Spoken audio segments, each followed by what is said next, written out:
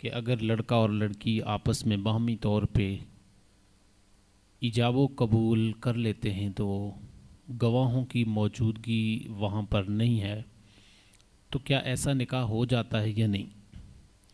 یہ مسئلہ بہت زیادہ پیچیدگی کا حامل ہے، اس کو سمجھنا بہت زیادہ ضروری ہے، اور آج کل کی نوجوان نسل کے لیے اس کو سمجھنا انتہائی ضروری ہے۔ تو یاد رکھیے کہ نکاح کے لیے دو فرض ہیں جن کے بغیر نکاح کا وجود ممکن نہیں ہے۔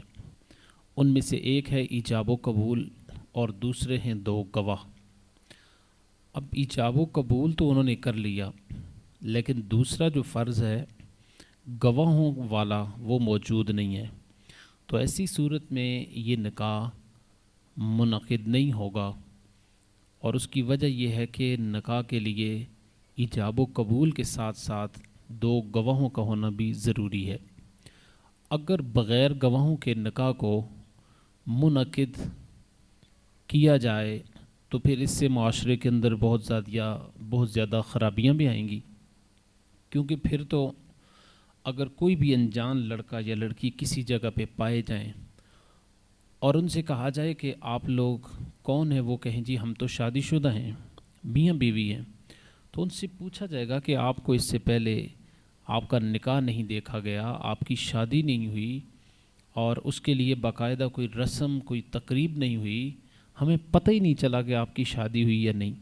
تو علامت کے طور پہ ان کے پاس نکاح نامہ ہوتا ہے، وہ کہتے ہیں جی یہ ہمارا نکاح نامہ ہے،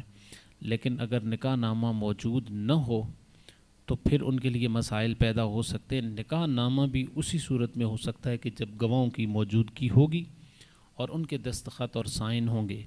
اور دوسری صورت یہ ہے کہ اگر گواہوں کو نکال دیا جائے تو پھر تو کوئی بھی زنا کرنے والے دو لڑکا اور لڑکی، اور ان سے جب پوچھا جائے کہ آپ لوگوں کے یہ تعلقات تو غلط ہیں، زنا پر مبنی ہیں، تو وہ کہہ سکتے ہیں کہ ہم تو میاں بیوی ہیں، اگرچہ ان کے پاس گواہ نہیں ہیں۔ تو لہٰذا اس ساری صورتحال میں فقہائے احناف کا متفقہ فیصلہ یہ ہے